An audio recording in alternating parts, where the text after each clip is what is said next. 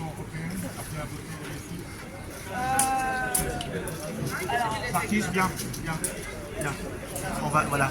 Bonjour, je suis avec la députée Danielle Obono. Bonjour Madame la députée. Je suis ravi de vous voir, ça faisait longtemps, même si des fois j'étais un peu enquiquinant. Alors, évidemment, on voit bien que Macron est en train de faire du n'importe quoi. Il y a des élections européennes bientôt. Il n'y a pas que votre parti, mais la France insoumise. Tiens, tu vas t'approcher. Alors, si vous avez un message à dire aux Français pour les élections, qu'est-ce que vous leur diriez à haute voix? Déjà, il faut vérifier que vous êtes bien inscrit et inscrit sur les listes électorales parce qu'il y a beaucoup de gens qui ne sont pas inscrits ou qui sont mal inscrits. Donc la première chose, c'est ça. Vous avez jusqu'au 30 mai, 3 mai. Au 3 mai, si vous n'êtes pas inscrit et inscrite, vérifiez autour de vous, de votre famille, de vos proches, de faire passer le message. On a fait un site, onvoteinsoumis.fr, qui permet de vérifier qu'on est bien inscrit pour s'assurer de pouvoir voter. Voilà, donc ça c'est la première démarche et ensuite c'est une élection qui concerne tout le monde, qui a un impact sur la vie au quotidien parce que les questions européennes impactent sur le prix de l'électricité par exemple. C'est au niveau européen que les discussions ont lieu sur les services publics, etc.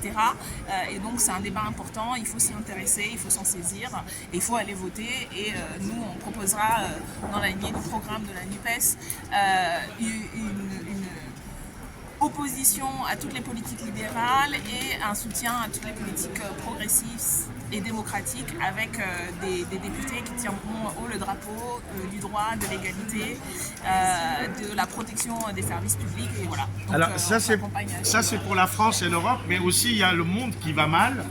On ne va pas parler évidemment du voyage de M. Mélenchon au Liban, mais il y a une actualité aussi internationale, il y a ce qui se passe en Ukraine. Et enfin un petit mot, moi j'ai eu le malheur de parler du peuple palestinien, ça m'a valu des menaces de mort, ça m'a valu une histoire incroyable.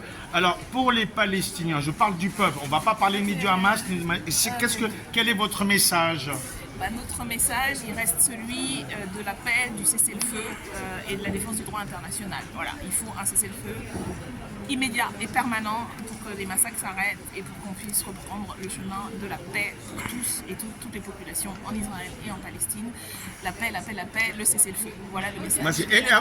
Et avant de vous souhaiter un bon dimanche, Emmanuel Macron veut nous emmener en guerre contre la Russie. Vous pensez que c'est une bonne idée, ça? Non, je pense qu'il faut défendre le droit, il faut que la Russie se retire d'Ukraine et que tout le monde ait des garanties de sécurité. Donc reprendre les discussions diplomatiques, aboutir aux discussions diplomatiques et qu'une guerre une guerre frontale, le va-t-en-guerre qui dure depuis 2 ans doit s'arrêter parce que voilà, les Ukrainiens ont droit à la paix, à la sécurité et donc il faut travailler dans le sens de la paix.